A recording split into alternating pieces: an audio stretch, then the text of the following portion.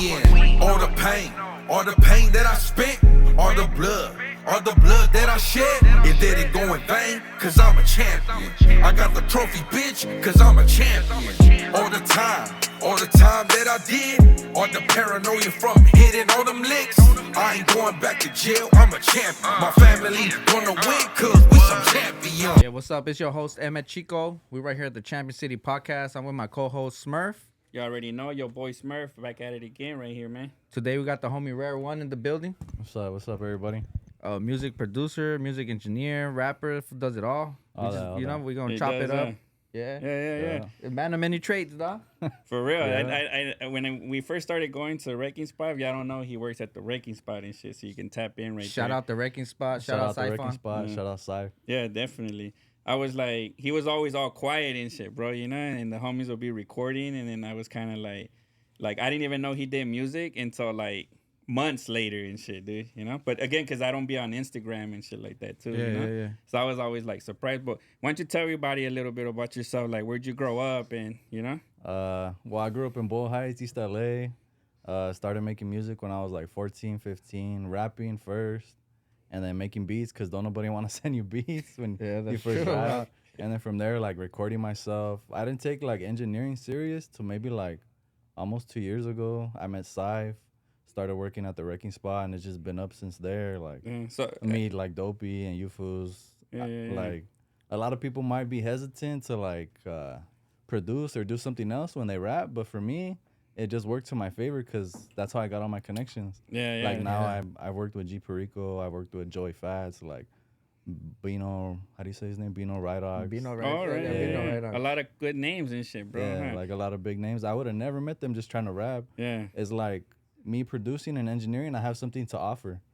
And like you said, you didn't even know I rapped because I'm just trying to like be of service to you. And then I feel like when it's my time, like if you see my shit, you'll see my shit. And if you like it, you'll like it. Yeah. Like I'm not going to force it on somebody, you know? Yeah. Yeah, that's tight, dog. That's crazy. tight. Hey, actually, the way that he's saying it, like, yeah, he started doing this shit to network, you know? Like he, and then he, like, obviously he's meeting these people. He has better connections. And I'm getting paid while doing and it. you're getting right? paid. Yeah, definitely. And you get to see how other people record and how they knock out a song, and, you know, like that. That's, like, basically you're learning, dog. Yeah. Like, you're in training. So when you were 14, dude, so you grew up in East LA, I think, right? Yeah, like what sure. part of East LA and shit? Back and forth between Bow Heights and East LA, like around Soto, Wabash. Okay. And then like my grandma's house is by like Indiana, like Whittier. Oh, okay. So, Yeah. You know all the streets that came out in Blood and Blood Out, huh? Yeah, for Yeah, you know where they did the Chicano U-turn for El sure. Pino, Huh? for sure. El Pino, this is East Los. You gotta take your hyena to El Pino Yeah, one time. I have a homie dog that has a store that had a store out there. It closed already. It's called East Los Kicks. The homie sis. Oh, I don't know. I don't know if you heard of it. Yeah. That was kind of by the studio. That fool was down on fucking by the Chevy dealer. Damn, why'd he close up? They kept breaking into that shit. Yeah, Hey, you know that's fucked up. That when he tries to do something for the city, and the city's fucking with that fool. You know, like, that does suck, yeah. dude. That fool did a little viral video for that shit was pretty tight. That fool threw some Jordan 1s on the Whittier sign. Oh, and like that everybody shit- was fighting to get it or what? Nah, he just did it, like recorded it, and that shit was tight, you know, because there was no shoes up there, and that fool threw some Jordan Air 1s. Oh, I did see that. Yeah, he threw some Jordan Air 1s in front of the Whittier, on the Whittier sign, dog. And like, And I'm ignorant to shoes, dude. I like my Reebok classics, the Yeah, regular nah, white shit. So Jordan 1s are like top notch and shit. Jordan or like 1 are the first Jordans that ever Jordan made. ever So made. they're Yeah. like priceless right now, kind Nah, of. I think those are the Jordans that everybody will wear, like in different colorways, right? Like, yeah, okay. well, the ones that he threw was the Chicago colorway, which is the first Jordan 1 that was red and ever black? made. You know? Yeah, that fool threw it, and he did a clean ass video, you know, because he was wearing his merch. He did the East Los kicks, like it was a badass. It was a badass video. Shout out to that fool. Shout out sis, dog. That's Shout cool. out to that fool. And then, so you grew up in East LA all your life and shit, dude, or would you move from somewhere else? I moved around. Before? I've always moved around, but pretty much always lived there. My family's been there for like 3 generations, so Damn. my grandparents came in like the 50s. They grew up there in Bow Heights. My parents, so like I'm really like a second, third generation like Mexican, to be honest. All right, man. Yeah, so you are Mexican and shit like that. Yeah. What part of Mexico are your parents from, though? My grandparents are from Chihuahua and Sonora. Oh, Yeah. Oh, that's dope. Yeah. So then at 14, dude, you always like music, right? Everybody always listens to music. What kind of music were you growing up listening to and shit? Well, thanks to my mom, I grew up like on DJ Quick, High C, Right. a lot of like the old school shit, Ice Cube, and then once I got into my own shit, I started listening to fools like Devour, Fora, that little era. All right. Hey, Fora had a good little era, though. That fool had some bars.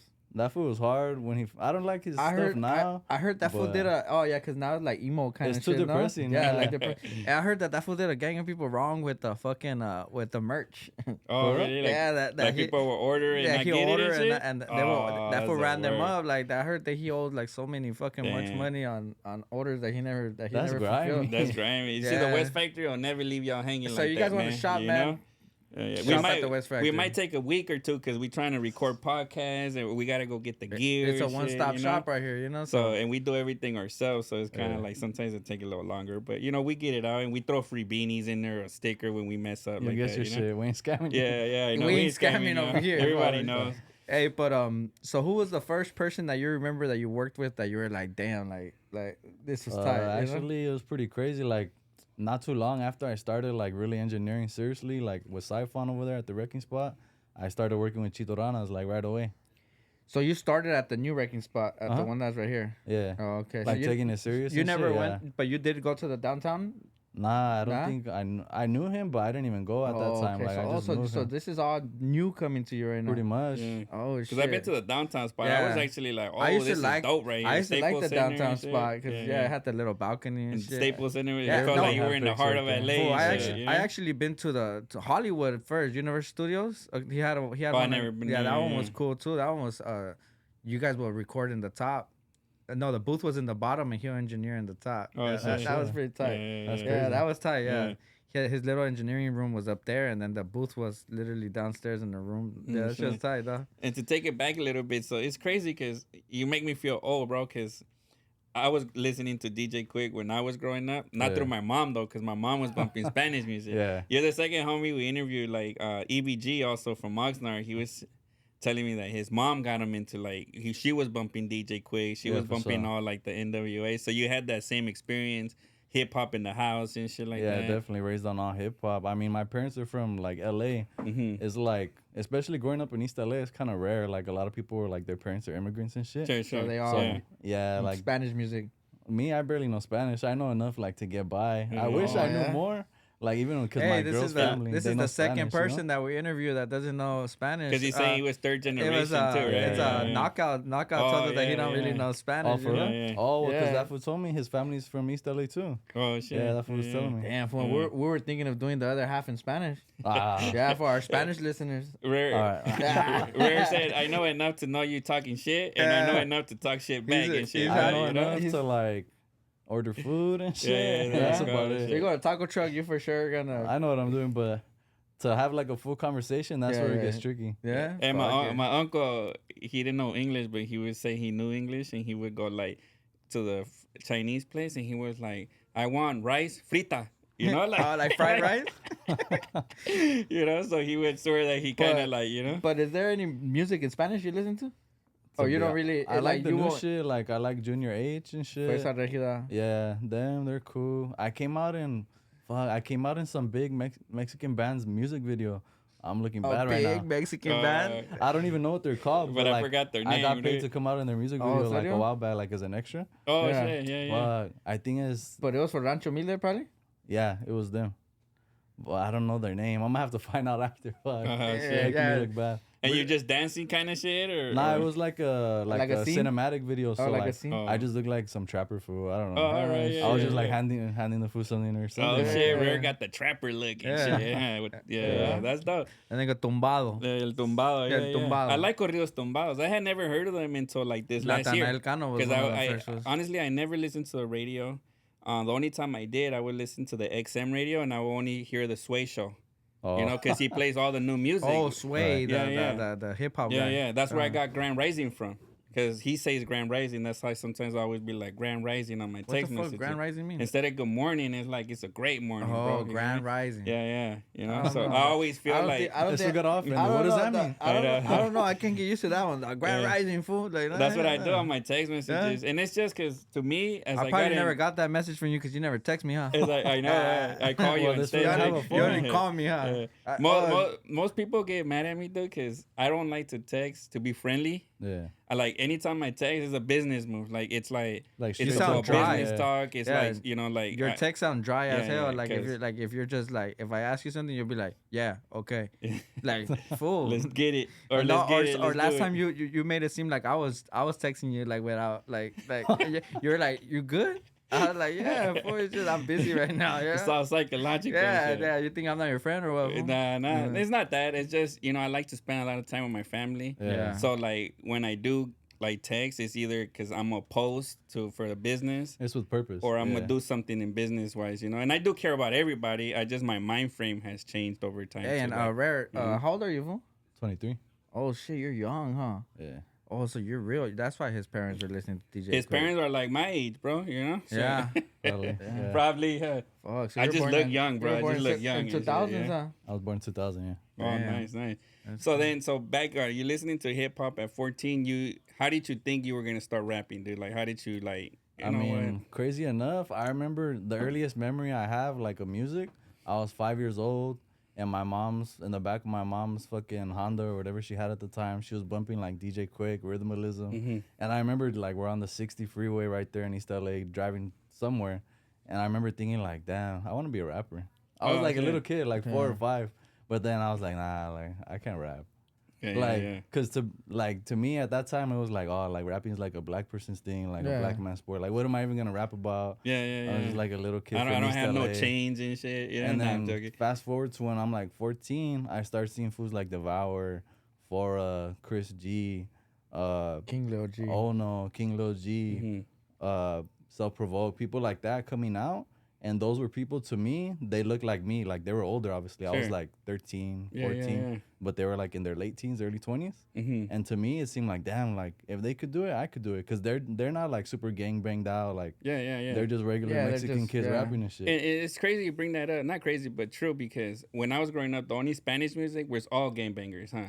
It was like Chicano Capone, rap, which Chicano was rap. That's what I'm getting at. Like, so the only Mexican rappers that I knew back then were like cholos. Capone and shit. I was like, I don't want to be Capone. Yeah. Like, that's not me. And then honestly, there was a thing that back then Mexican rap was Chicano rap, like that cholo beat, like orale ese, and that kind of stuff. And honestly, I no disrespect to all that, because I used to bump that shit. Hey, honestly, that was the beginning of what's happening now. But honestly, that I couldn't bump that shit. Like, I mean, they paved the way. They paved the way. Yeah, they paved the way. So shout out to them. But I just didn't see myself in doing that, huh? Because that's not who I am. Like, I don't gangbang. I'm not fucking like. Obviously, I'm from East LA. I have you grew up around gang members. I grew up in a family full of that shit, but that's not me. I'm not wearing gloves. I'm not fucking gang banging with 4XL jerseys. It's funny how he said the gloves because they just took all in all the videos they had. It took me a while to register. Yeah, but you're I thought at first he was saying the gloves like because he's doing something grimy. But not the gloves because they always had the gloves. In the videos. Nigga, they were even called mittens. They weren't even gloves. They were mittens. Those are for the cold, my boy. And it's trippy though because the first Hispanic rapper that I thought was like dope to me, dude, was Little Rob. Like, oh, shout out Little Rob. Right? Yeah, my mama listened to Little Rob. Yeah, Little Rob. Hey, that like was drinking in my driveway. Lowrider Night, right? Like to me, those songs, I was like, damn, this sounds like some real music. But you know why I think he became so mainstream is because he was a gangster or whatever. Like he had that same Chicano look, but he wasn't rapping about gangbanging. He wasn't. He was rapping about summertime. Just sitting that there. was time. And that song is a jam. That's something that everybody can relate to, Yeah.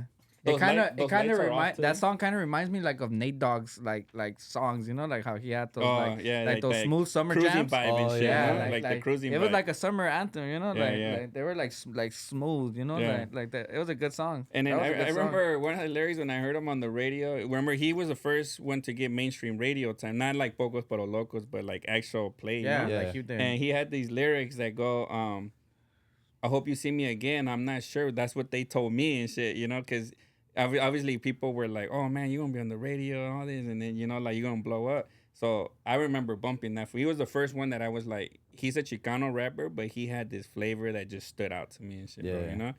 So that is a trip. So everybody liked Lil Rob a little bit. And Yeah, shit, yeah. I think if you say you don't like Lil Rob, that's cap. Yeah, that's cap, bro. You capping, dude. That's you for sure bump Summer Nights. And I remember growing up, they always say he had a glass eye, huh? Oh, one of his got eyes, shot in the face. One of his eyes was fake, no? Mm-hmm. And that's why he always wore the Lokes. Yeah. And he recently popped up with all those these glasses. Those glasses were famous too, huh? Lokes growing up, like that. And I remember some people had like fake Lokes, like they were not it, but they looked like Lokes. Like plastic and shit. Fake one. No, like because there were certain ones that I remember there used to be like these are Lokes, like they had to be the perfect. Can you tell? Because the shape was different. Like they were squared out. They were not too squared. Like they were supposed to be like I don't know, like. I just remember my brother always telling me like, nah, that fool has the fake Lokes, like I mean that they were like a rep like replica, a girl glasses that kind of like a girl glasses that kind of look like the real Lokes, but they were not real Lokes, Like, it was a certain style of glasses that were called Lokes. Yeah, definitely. They were squared, no, like squared. And used to buy them like at the liquor markets and shit, bro. At the 5 for 10. Oh, yeah, right there. I still see them. It's not like it's a brand with of the glasses, but it's just the style was like the Lokes. That's what it was called, like the square, like extra squared. Yeah, and so then. You're bumping your music, you're listening to these. My bad, keep going back because I want to get through your story of how you started rapping. Yeah. So at 14, you see Devour and everything, and everybody's like looking like you. You're kind of like, whoa, shit, I could rap too, right? Yeah. So you start writing, or like, how do you get started? Yeah, I started writing. I think it was like summer in between like 8th grade to 9th grade. I was like writing raps all 7th grade and 8th grade. And that's not too long ago and shit. Like, I mean. Yeah, not too long ago. I mean, it feels like long ago to me. Yeah. But I'm kind of young, like y'all said. So I think I was like washing cars that summer. I saved up money to buy like a little USB microphone. Oh, shit. And then like I pretty much jacked my mom's little laptop. And I downloaded some software called Audacity, and I just started running it up, like trying to teach myself how to record myself. That's where it comes from, like me having years of experience recording myself. Oh, wow. That's how like once I started taking engineering serious, I knew like what the fuck I was doing already to an extent. I just needed Syph to like show me how the to fundamentals of it and shit, right? Yeah. Because that's the trick. So a lot of people learn things, but when you learn them on the fly, you never learn the fundamentals. No, it's like math. Or you don't even learn the right way to do it. Yeah. And then you kind of like, oh, I know 2 + 2 is 4, right? But it's like, why is it 4, right? Yeah, you get me? That's what you need to learn, because then you can solve any problem and shit. No? Yeah. So that's a trick. That's tight. So Audacity, or what was it? It was Audacity, and then after that, I started using FL. And then probably like I didn't even work up, because it takes like a lot of courage to like release music, especially that young. There was nobody in my school, nobody in East LA in general, like releasing music. Oh, shit. Because back then was when like SoundCloud was coming up. I didn't even know how to do it. Like, how do you upload a song on SoundCloud?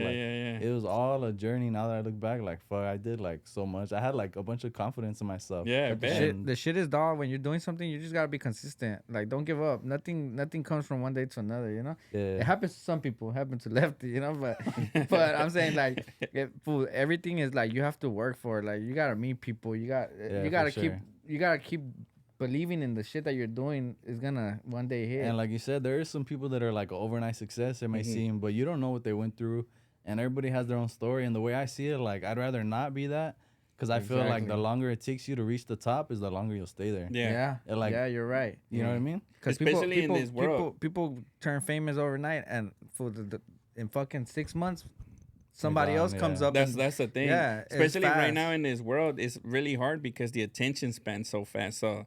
Like, there's so much music. Like, sometimes I run into a new rapper even to this day just because Apple mixes it, right? And it's like kind of like and then it's like, oh, shit, I never heard of this. And I would have never heard of them and shit. You get me? Because there's so much of it out there right now. Sure. So when you uploaded your music, did you upload it and were you shy? Or were you out there like, hey, man, I just put this track up and shit. You were showing it to everybody at school? I was kind of shy. Like, the way it came about, I had like another homie in school. We were like sophomores, and he had mentioned that he wanted to rap. So me thinking like, oh, I don't want to do it alone. Fuck it, come to my house, I'll record you. I've been practicing, teaching myself, whatever. Yeah. Like, it was a crappy ass setup. I don't know what I was doing, but we recorded a song, released it on SoundCloud, and then like that shit went, like, obviously that shit sucked, but like some people were like making fun of me. Some people were telling me, like, giving me honest feedback. Some people were saying I had a good voice. So like even the little, maybe one or two positive comments, it fueled me to keep going. You know? Yeah. And then from there, I started writing like more serious songs, like about my story and shit. Like, one of the first songs I wrote was like about my dad, cause my dad got killed when I was younger and shit. Oh, sorry to hear, bro. Yeah. Appreciate that. But like, it was like more poetry, like spoken word type shit, and people liked that a lot. Like even my teachers in high school, they were like, "Damn, like you got down. Like you're a poet, you know." And it's always these heartfelt songs too, right? When you put your soul into it. I think the best songs comes out with like when you're going through something. That's what I realized, and I kind of like fed into that.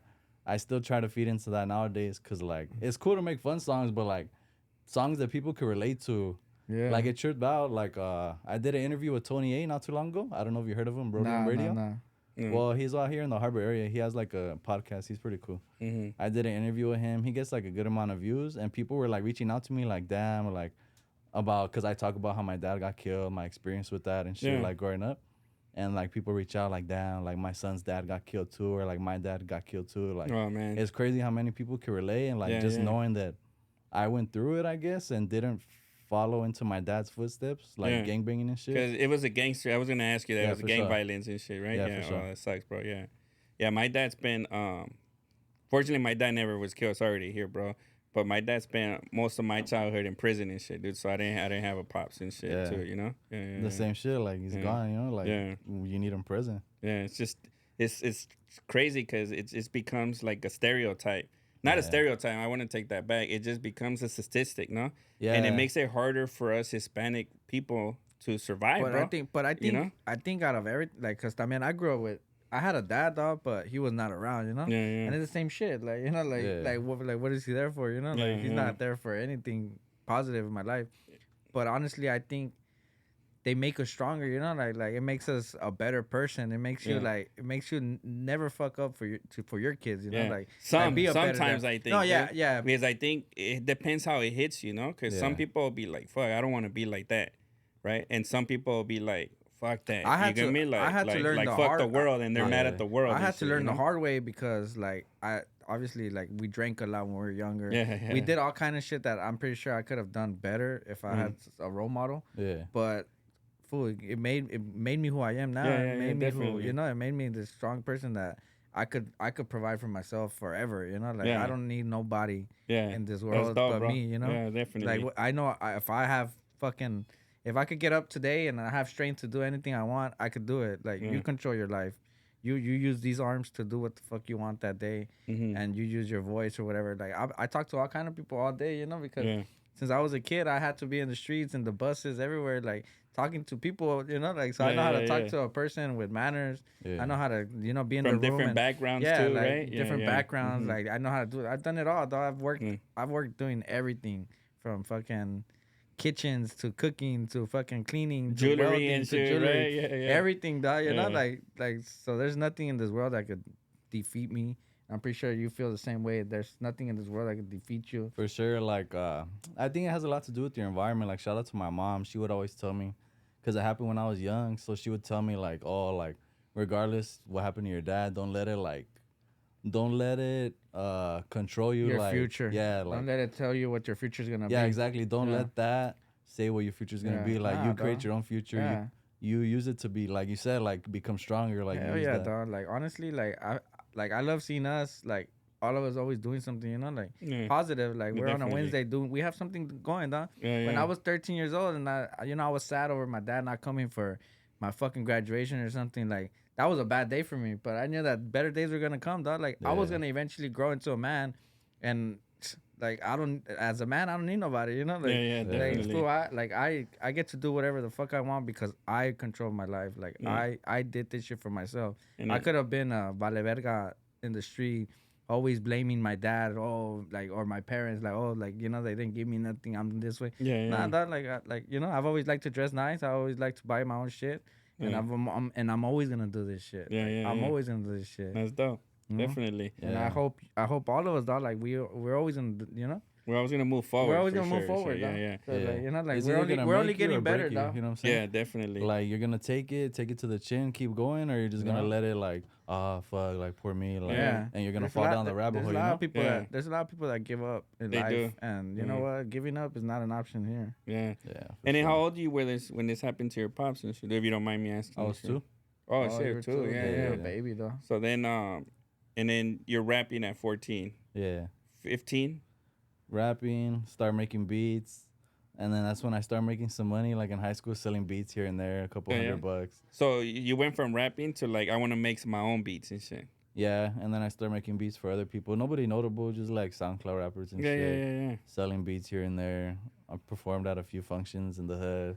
Like That's about DJing it. kind of shit or like miking? Like rapping and shit, yeah. Oh, yeah. And at what year was this and shit, dude? Like performing and shit? When I was in high school, like 2016, 2017. Oh, okay. Oh, Yeah, shit. Because remember, we were just talking on another podcast about like at house parties. If people were rapping at house parties, because we'd be like, the house parties we went to, it was like on a game banging trip, dude. So like fools were getting shot, you know, and sometimes you would go to the house party and it was over because somebody had got shot. You had to roll out. Hey, and East LA is full of gangs, huh? So like, there's gangs like every other block. every other block, huh? Like where my grandma lives, I say if you go down the hill, that's one gang. In the middle of a hill, once you go up the hill, that's another gang, and the next block is another gang.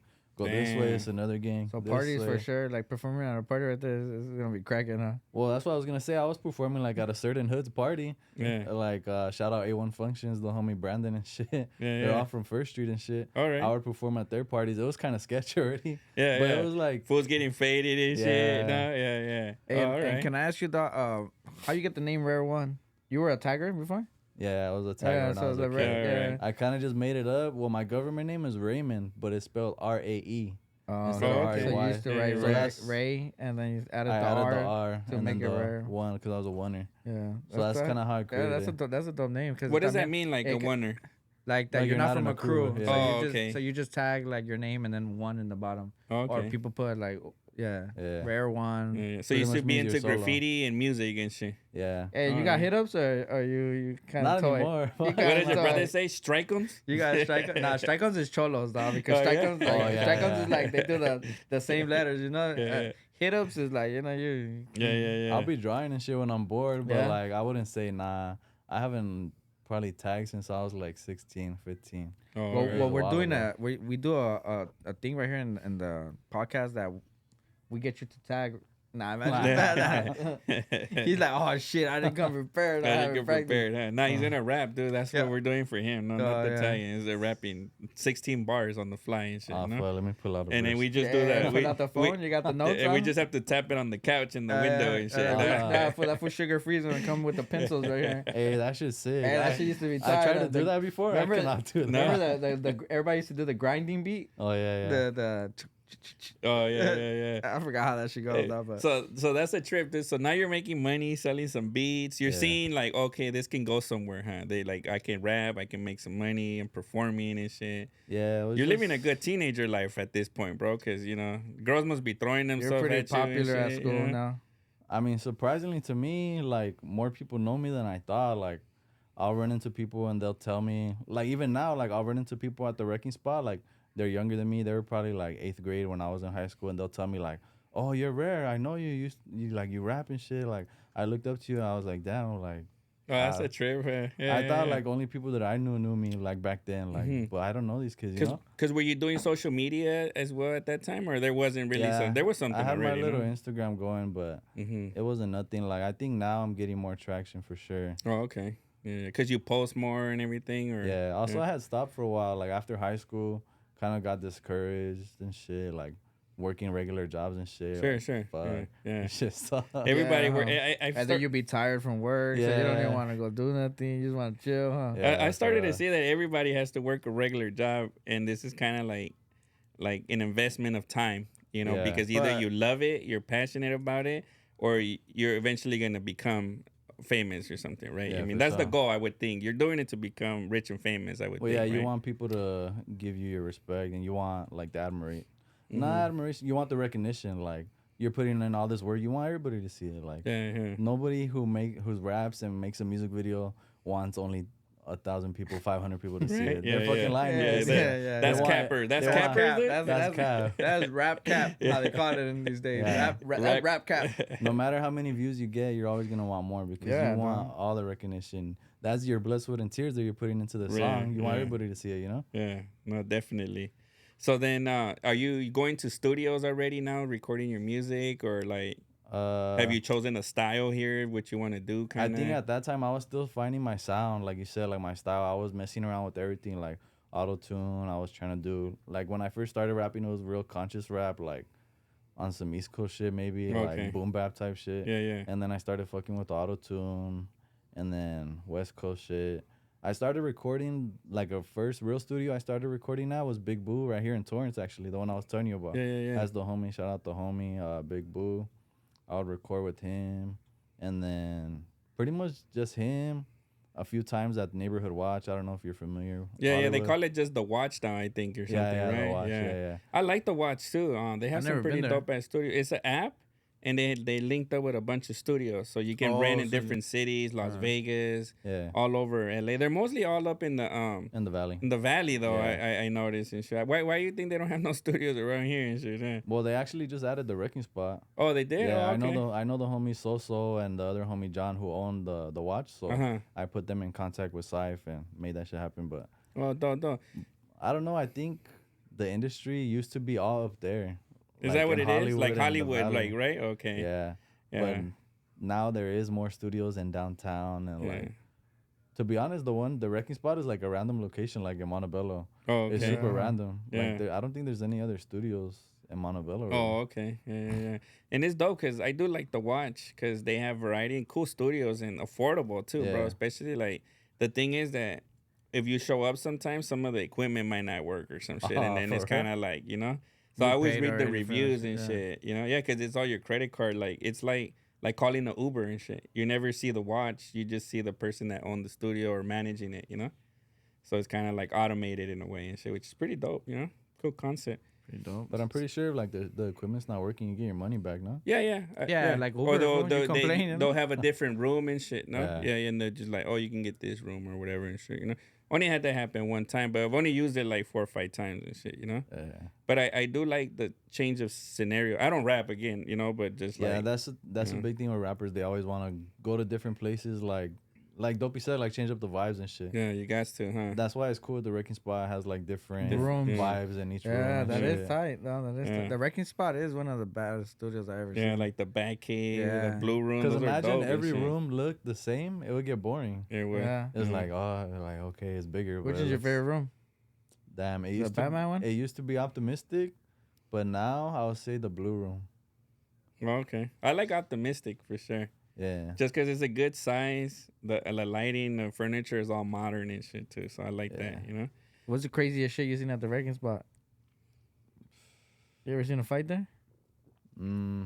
Almost. Like, it always gets to that point where they're about to fight, but nothing happens. Nothing happens. Oh, yeah? Yeah. They just pump that shit up all the way up. Yeah.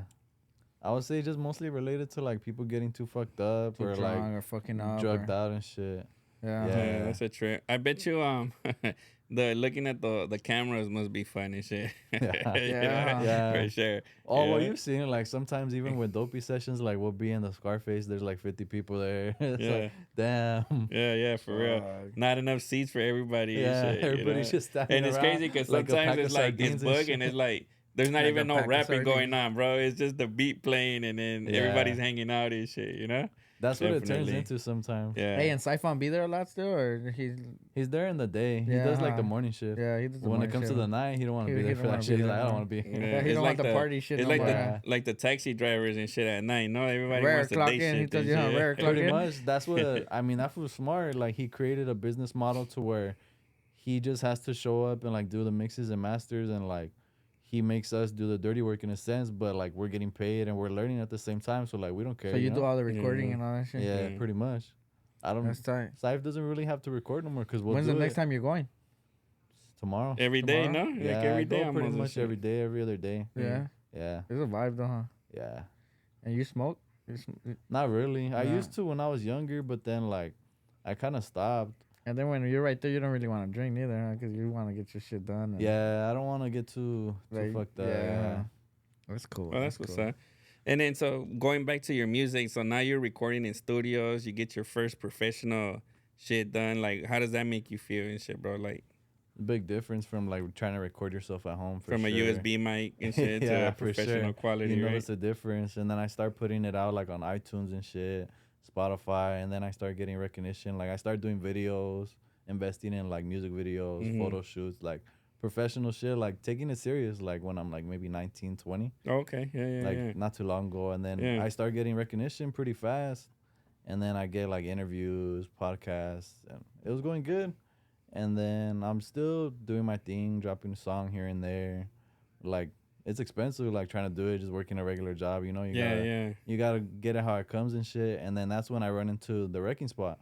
I remember the homie B-Boy posted, "Oh, we need interns at my studio in East LA," and I was like, "Fuck it, like why not?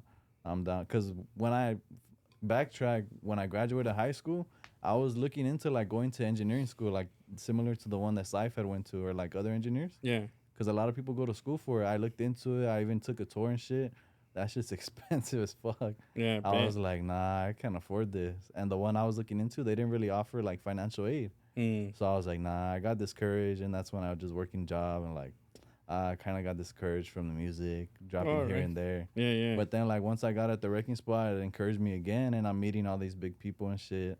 And then that's when now like I'm taking it serious, like again, because I'm like, fuck, like look at all these people I'm around, like they're following me. I'm followed by like all these famous rappers and shit. Yeah, for real, huh? Yeah, for real. That's the other thing I was gonna ask you. So all right, so now you're recording for famous people, basically, right? Yeah. A little fast forward. How is that feel for you? Like do you get nervous and shit because The first time, like when I was first working with Chito, I was a little bit nervous just cause that's your first I don't want to say mainstream rapper, but that's your first notable yeah. rapper in the Hispanic genre of music, like right? everybody knows who he is. Yeah. He's popular. That was bad. That was bad. Yeah, he is dope. That was dope. Bad. He's probably my favorite person to work with too. Yeah? Because he always like chill. Even if he's not prepared, he'll write the song and he'll do it in one take. That's it. Shit. Like he works fast. That was bad, huh? Yeah, I like how he makes he'll make like a song in Spanish 45 with minutes. Yeah. Oh, really? That was hard, yeah. Yeah. That's efficiency right there and shit. Yeah, 45 minutes and shit. You know? Because knock out 3 songs. Yeah, because the song for people that don't know, I mean, you gotta pay for a beat, so you're looking between 100 to 250, depending on right. A beginner beat, because some you can buy for 500, 1,000. That's on the low end. Right? Like an experienced producer gonna charge you a band or more. 1,000, huh? See, yeah. I'm not even there yet. I don't even rap again, but you know we do. And then you gotta pay for the studio time. That's another, let's say, $100, right? Let's then you gotta pay for the mix and master. The engineering, that's another. So you're probably like, with a deal, you're probably like $600 to $700 in, huh? Probably to make like one song. And not even counting the music. video. So now you gotta pay another $400 or $500 for a music video on the low end. So it's like 1,100, let's say. Let's round it up to 1,000 to make one song with the cover, a single, basically. That's a good deal, yeah. That is a good deal for 1,000 and shit, huh? That's a good ass deal, huh? Yeah, for sure. And then the return on that song, for I mean, everybody's different. That's the thing, right? And to me, I've learned that it's a hit or miss, right? Like some songs, for some reason, you could think it's the best song ever. You drop that shit, and it's the lowest views ever and shit, no? It also has a lot to do with marketing. I think where a lot of the fools get it fucked up is like, they invest all this money. They're like, okay, I'll pay the studio time. I'll pay the beat. And then they just drop it. And it's like throwing something in the air and hoping somebody catches it. Yeah. That's like true. if nobody knows it's there. You got to pump it up for like 2 or 3 weeks. Like, hey, I'm about to drop this shit. Pump it up. You got to get it in front of people's eyes. If you think about it. If you have like 1,000 followers, do you think they're all going to see it? You think they're all going to fuck with it? Yeah. I've noticed that it's about a 40% from the followers you have that actually see the content that you put. And that's really good. A lot of people like say on average it's only like 15 to 20% of your followers that are gonna engage in your content. That's crazy. Like actually go click to YouTube and shit, you know? So let's say you have 1,000 followers, let's say 20%, 200 people see it. That's nothing really. That's nothing. You gotta invest in marketing and shit. And the thing with marketing is like trial and error. It's like it's a lot. And the shit that's dope about like us, that we know so many people, is like this podcast, your viewers are gonna see it, you know, because they're gonna tune into you. Yeah. The next person we bring is his viewer. Like that's what we want, you know. We want more people to know us, know you, like our people are gonna see you. Yeah, Like, you know, like just mouth to word, like, you know, like I think that's a big thing. I'm glad he said that. That like collaborating speeds it up a lot faster. Definitely. I'm sure you've noticed, like, okay, if you were just releasing like knockout songs like by himself, he's gonna do his own numbers. Boom, put him on a collab with Dopey.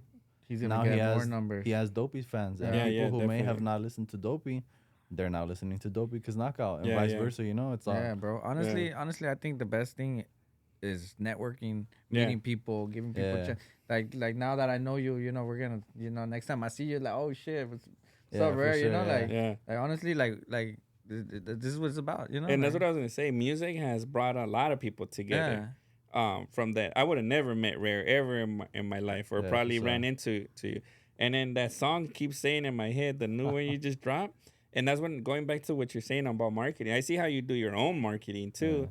On the one single, you redo something for it, right? Like if you do one music video, but you still like, you'll do like a shot at the store or a shot at the corner and shit, and then you keep playing that song over and over. So that's how I started seeing. I was like, oh shit, this is like, at first it wasn't my vibe, and then when I keep hearing it, it stays in my head, and I'm just kind of like, I'm singing it now, kind of shit. You get me? You know? I don't remember where I heard this from, but it's like a psychological thing in everybody's brain. Like, you have to see or hear something like at least 10 to 15 times for it to register, and crazy. For you to either decide if you like it or not. Because if you see it once, you're just gonna like passively, you're like, okay. So you don't drop a song until you post it like 10, 15 times before it actually. You could either do before that you drop the like whole song, like you do a snippet, or you at the store, like, oh, like, you know, like locking. Well, I do it after, because like I want people, like, I think of the Netflix model, like people are so, like, it goes back to the attention span. Their attention span is so short. Like if they see that a product, they want to be able to buy it now. So I'm promoting my song, like, oh, I like this, let me click it now. Oh, what? It's not out yet? Whatever. Yeah, you forget about it, and they won't. They won't tune in when it actually drops. So I focus on the marketing after. You drop it, and then you start putting it in people's face, like, hear it again, hear it again, hear it again, hear it again. It's still out here. Hear it again. You know. Yeah, like, for sure. And then do you see that working for you as well too? Then. Yeah, to be honest, it does work. And then like, I was hesitant, like you said, to do like little videos at the store and shit. Yeah. But like my homie had gave me the idea, and I just ran with it, and people. I mean, that's what gets a lot of views. You vibe it. And then it's crazy because I say, in my head, I see it, and I'm just like, oh, shit, homie's really out there doing his thing and shit. You get me? And then... And you edit your own little videos and everything? Yeah, just using, like, CapCut on your phone. Yeah. The music honestly, like, that comes a long way, too. Like, I don't know how to do no kind of videos, like... And I think we could get shit more cracking if we actually knew how to, like, edit shit, you know? Like... That's what we need to focus on, like somebody that really edits and does our little shorts and puts the little words, and, like, you know, like I don't know how to do it, but honestly, I'm thinking of getting my son into like telling him like, hey, teaching him something. No, he knows how to do it because all the young people know how to do this shit. So I'm just gonna tell him, hey, like, you know what, like do me videos, do me this, because even though I'm on my phone all day, like I can't figure out how to do little edits, skits, or shit, like, you know, like how people cut the fucking video and then add the little words or something. What I did, I downloaded a app called Splice, and I do everything from my phone and shit. But we're learning as we're going. Yeah. You know, like, and then I just watch YouTube videos.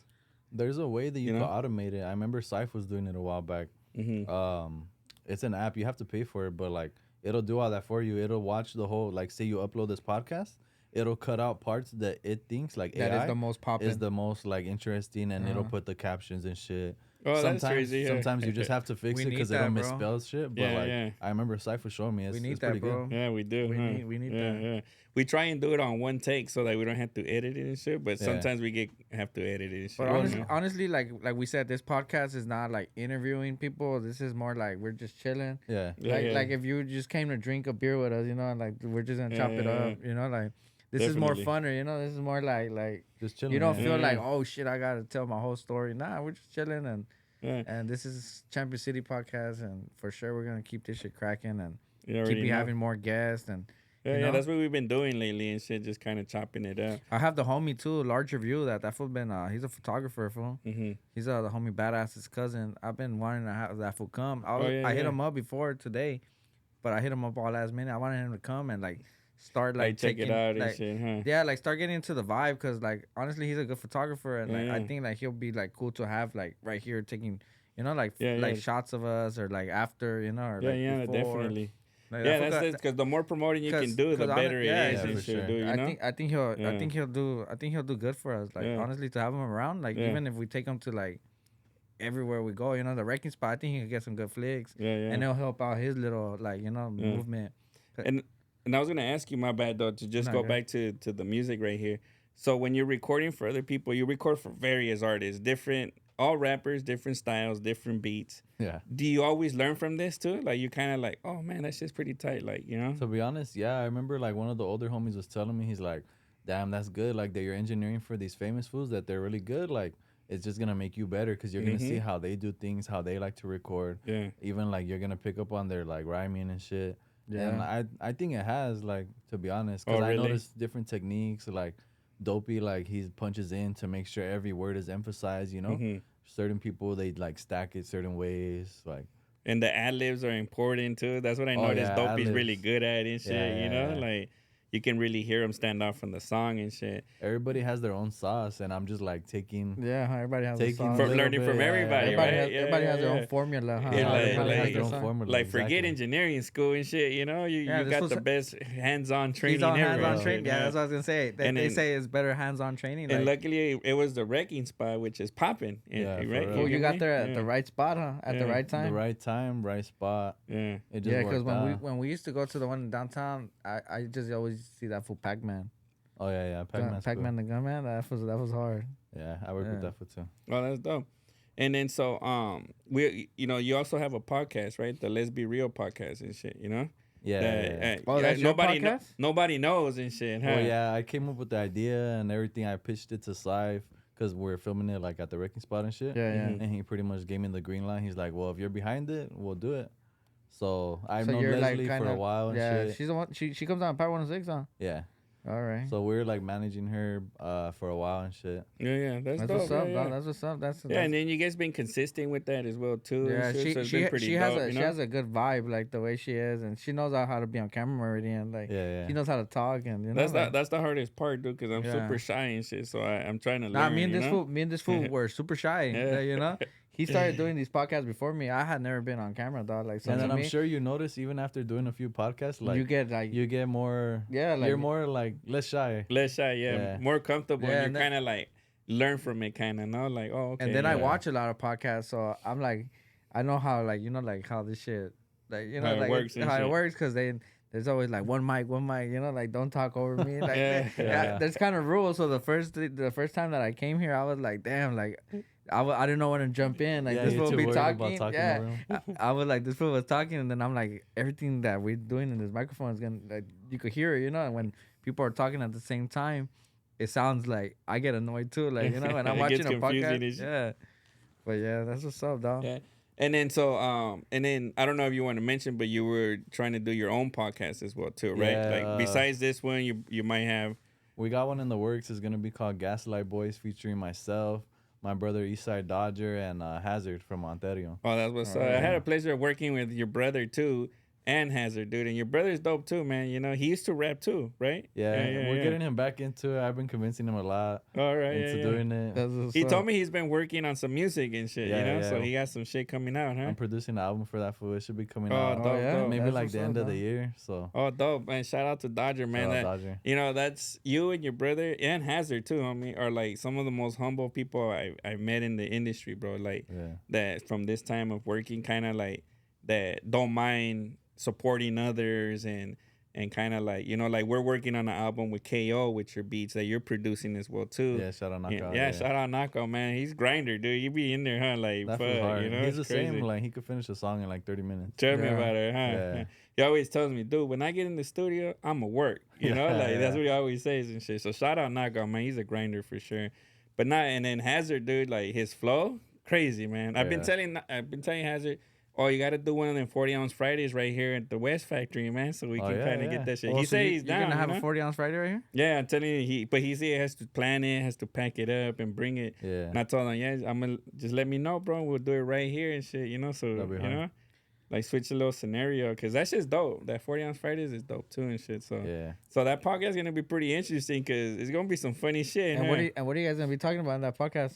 Or like what? So everything's in the works. Let's keep it low key or what? Nah, we're getting exclusive right here. So right, the right? idea of it is gaslight boys. You know what gaslighting is?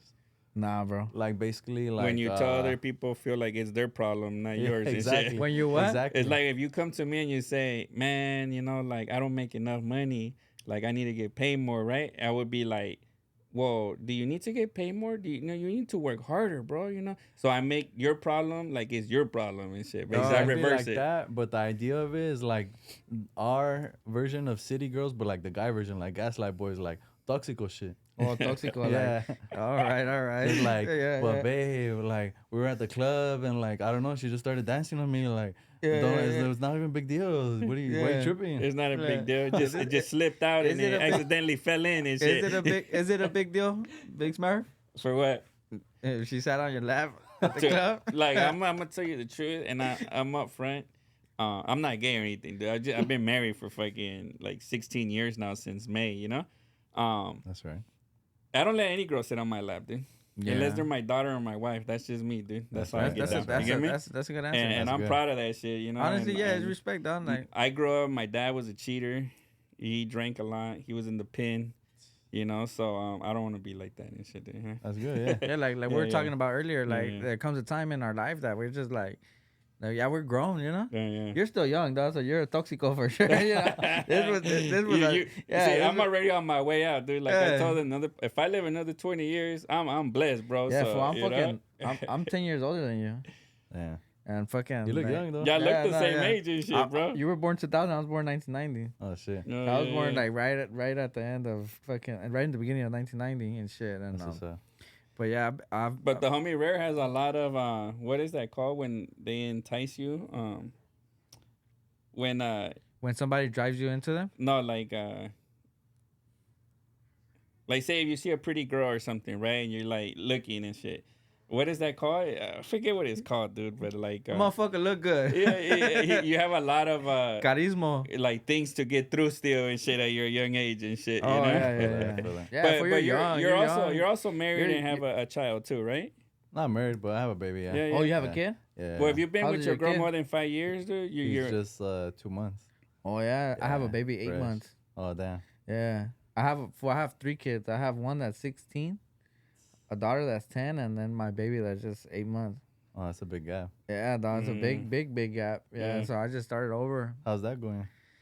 It's pretty cool. It keeps me young again, you know? It keeps me feel young again. Like, definitely. And honestly, like I've been seeing lately, a gang of people been having babies right now.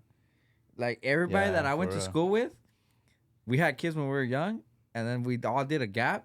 And like everybody that went to school with me is having kids again. You know, I heard some crazy shit. But I'm 30, so I'm 33, so I think it's a good time to have my last baby, you know, because like a los 40, way, I don't think I could be doing that. It's hard. It's kind of hard, dog. It's kind of hard. Like you can't just get up and go. Like, you know, like you gotta get the car seat. You gotta pack the baby stuff. Yeah, for sure. It's a challenge, bro. And Raer's going through all that shit, sleepless nights. He's 2 months. Luckily, he's cool. He kind of sleeps through the night. Like it's a boy? Yeah. Yeah, I had a boy too, Adrian. I just dropped him off right now, though, to come over here and shit. Oh, yeah. Because I was like, I told Dumbo he's gonna take care of him, but nah, you know, like Dumbo's gonna be over there all stressed and shit. Like, he already got his own problems. Let's let Dumbo take care of himself and shit, you know? Dumbo can't even take care of himself, man. Nah, I'm bullshit. Nah, we love you, Dumbo. So now that's the trip, dude. So your new podcast, and what other new things you got coming on, dude? I'm working on like some new music for myself. I was focusing on singles for a while. I think I'm gonna do like another like little EP. That was like the singles game. It's crazy because singles game, and now I'm noticing that it's going to an EP game and shit. You know, right? Yeah. So that's why I noticed I'm trying to do like a little EP. Probably drop it like by the summer. Oh, dope. September, late summer, early September, something like that. And then besides that, just keep working, grinding, like networking and getting paid for it, like we were saying. Yeah, no, that's dope, dude. And I was gonna ask you too. So, what do you have, like any clothing or anything like that you're gonna be working on, or anything that? I have my clothing brand. It's called Born Crazy with the K. Okay, because that's what I was gonna tell you. I seen that as your Zelle, because we gotta pay we gotta pay the man right here and shit, you know. So yeah, that's my business, my LLC and shit. Oh, okay. I have it as like a music group, so it's pretty general. I could my expenses could be clothing or like music, gear and shit. And where did that come from? Born Crazy and shit. Well, my dad's from a prominent gang in Boyle Heights called Cam Gang, and they call themselves Crazy Ass Mexicans. They spell it with a K. Oh, okay. So that's where I get Born Crazy. Like, even though I'm not from the gang or whatever, like, I kind of like incorporated like to shout out my pops and shit. I feel you. Yeah, like Born Crazy, and then like it's Born Crazy, and the logo on the bottom it says "Struggles Made Me." Mm-hmm. So basically, like the mission statement of the brand is like a lot of us are born into fucked up circumstances and like fucked up situations or like around it's just around fucked up shit, but we shouldn't let that dictate like what we end up being in the future, you know? Okay. Like embrace it, like embrace, no, that's dope. Yeah. Embrace the crazy, and like make negatives into positives type of shit, right? Yeah. All right, man. Yeah. That's what's And what are you doing with your clothing? Kind of like, do you sell online or? To be honest, I've been slacking. I was selling online for a while. Like what I would really do, I would just pull up on people and sell it out the trunk. Oh shit! Yeah. And you get vibes like that and shit. Yeah. I sold out all my hoodies when I was doing hoodies like last year or the year before. And where would you pull up to? Mostly around the east side, like Boyle Heights, East LA.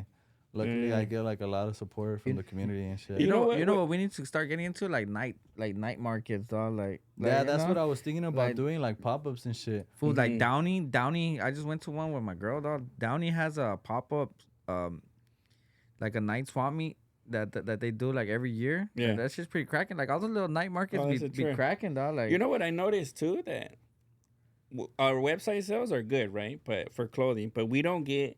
A lot of foods sometimes don't want to buy from the website. I don't want it in hand. Pop up? Don't you do pop-ups like at the Ram Stadium? At the Ram Stadium. So, hey, shout out. We're going to be at the tailgates. You're a Rams fan or no? Oh, yeah. Hey, so we're going to start going to the tailgates, dog. The tailgates are cracking right there. Yeah. And we have a tent. Yeah, we have a tent.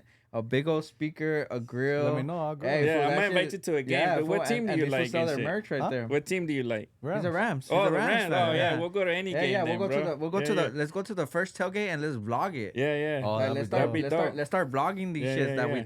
Cause we're always there, dog. That's just how does that shit go? Like you sell a lot? So that's what I was gonna get to. That a lot of people don't want to buy from the website. They want to pull up. And they want to pay you in cash or something, which is a market, right? Because when we say, oh, the website, and they be like, like whatever. But when we're at the tailgate, people roll up. Like last time we had a homie that rolled up sweating because he caught the bus and shit, bro, you know? And he got there, but he wanted to see Young Dopey and buy a hoodie.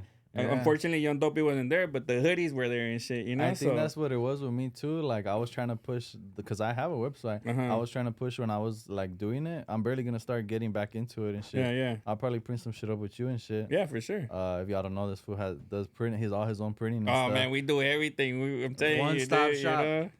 Like, I just don't make beats and I can't rap. I actually don't have any talents, bro, because I just know how to put things together, I guess. Hustler. And shit. That's a talent. He's a hustler. Yeah, he's a hustler. Yeah, for sure. But I'm telling you, I pitched this fool that idea, and in 2 months, that shit was done. Oh, that shit's hard. Yeah, we're gonna get that. Yeah, man, stay tuned. I'm telling you, we got all kinds of shit, for sure. Oh, yeah, so, like, similar to Dopey, like, with me, I'm the face of Born Crazy, so, like, it's especially that it's small right now, people that support it, it's because they support me. So it's like similar shit. Like they want to see me in person. Like, so that's why I pull up on them. Like I don't mind. Fuck that's dope. You sign autographs and shit like that. Yeah. Oh, that's dope. Huh? How does that make you feel that people want your autograph, dude, and your picture and shit? It's crazy. I remember one time me and the homie, shout out the homie Islo's Finest. We were at Pioneer Chicken. I don't know if you ever heard of it. Right there on Soto, that's the old school shit. Yeah. So they hired us to do like some promo campaigns for them and shit. Like I seen that actually. You were posting that shit. Yeah, that shit went kind of viral. It got like a couple 100,000 on Instagram. Yeah. It was a TikTok or Instagram? TikTok and Instagram. I saw the Instagram when you're in front of the store, no, or something like just that. Eating chicken. Pioneer chicken. Just shouting them out. Yeah, I want some right now. But you've done other promos too for different brands, huh? Yeah, I like to support a lot of local business. As long as they look out for me, I'll look out for them. Yeah, for sure, bro. So we were right there having a meeting with the owner, and then it was perfect timing. Like we were having a meeting, negotiating like what we were gonna get out of it, and then like some fan, like they were literally driving by and they pulled around, and like she came out, and like the dad was like, "Oh, like my daughter's a fan, like she wants a picture. She's shy to ask you guys." Oh shit! And like I don't know, it just trips me out because it's been a long time coming. Like I said, I started when I was 14. Like Now I'm like 23. Like people ask for pictures and shit.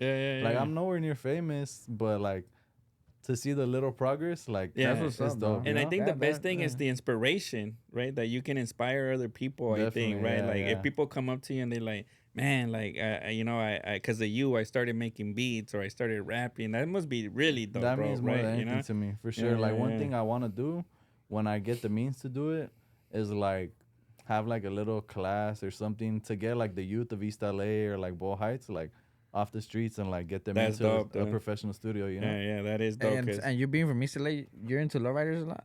Oh, yeah, for sure. It's the whole lowrider culture and shit. It's a lowrider culture out there, huh? Whittier Boulevard. Boulevard on a Sunday is cracking. Oh, for sure. So what would you say to somebody right now, dude, that's just starting to rap or make beats or anything right now that you know that you wish somebody would have told you or let you know and shit, you know?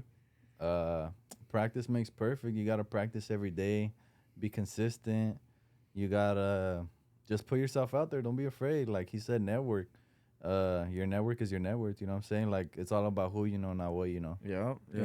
And like y'all know, we're always looking for talent, man. Anything, logos, fucking quotes, poems, whatever you think you can do, man. Shout us out, get at us and shit. Anything that can help us or fucking grow, like we're willing to fucking hear this shit out and we want more people on the team, you know, like that. That could bring some to the table, dog. Going back to that, say like you're a rapper, you're a fan of the West Factory, you're like, damn, like I want to work with Dopey and shit, but then nobody knows your music yet.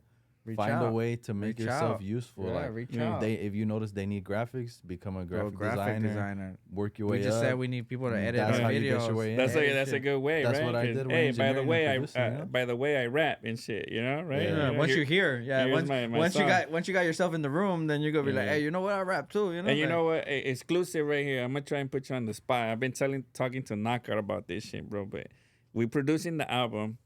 How about getting a feature, a collab song with y'all, both of y'all? Yeah, we'll do it. It's done. Say it in the camera. Cause what you said is done, bro. It's done. And we're not capping over here and shit. Yeah, so look, Raer and Knockout right here and shit. Yeah, that's easy for Knockout. That's dope, bro. I appreciate that. Yeah. So you want to tell everybody where they can find you, your clothes, your IG, all that stuff, man? All my social media, RAER_ONE. Find me on YouTube, Spotify, Instagram, all that good shit.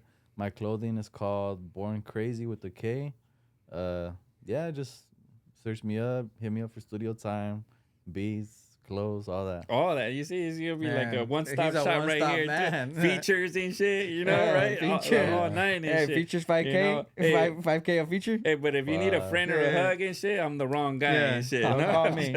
I'll take care of the baby. Yeah, for sure, man. Well, hey, look, we appreciate you coming through, man, homie. You know, it was tight having you here. Just chopping it up, you know. Appreciate y'all for inviting me. We might do this again sometime. Nah, we're gonna wait for him to invite us to his podcast, though. Oh, but I don't have a good story to tell. We're gonna be all the toxic. We're gonna say our toxic ass story. Based on toxic shit. It's just about like anything. It's kind of like this. Like we want it to be not interviewing people, but like just us kicking it, like clowning and shit, clowning off and shit. Yeah. Oh, that's dope, man. Yeah. Nah, for sure. I'll join anything.